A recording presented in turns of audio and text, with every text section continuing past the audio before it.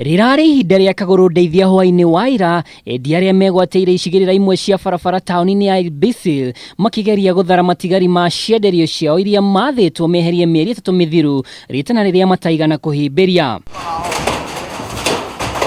Umomori uyu ukite thikũ igĩrĩ kuma endia aya mambĩka mũrũrũngano wa kũregana na gũthamirio handũ hangĩ makiuga kũrĩ na njama ya kwĩgwatĩra mũgũnda ũrĩa makite cienderio ciao. Kazi inayofanya saa katika Ilbisil ni mzuri. Isipokuwa kuna barabara mingi watu wanaongea, lakini hii ndio kusema kweli. Kwa maana hapa matatu pale hakuna mahali ya kupakia, toilet choo hakuna hapa Ilbisil.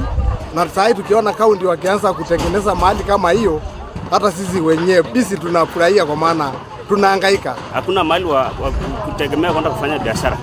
Kwa sababu kaunti ile kitu wamezoea kufanya ile kitu inawafaidi.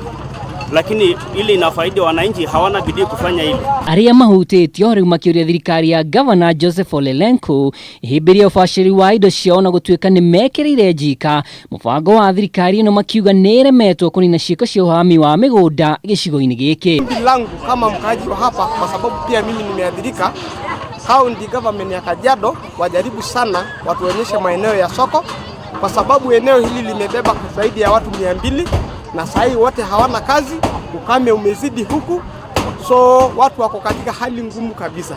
Unakuta mabwenyenye wameteka mahali pale, na MCA pamoja na serikali yote hawashughulikie mambo hayo. Ripotera Kameme TV, rĩtwa rĩakwa nĩ Mwaura wa Ndung'u.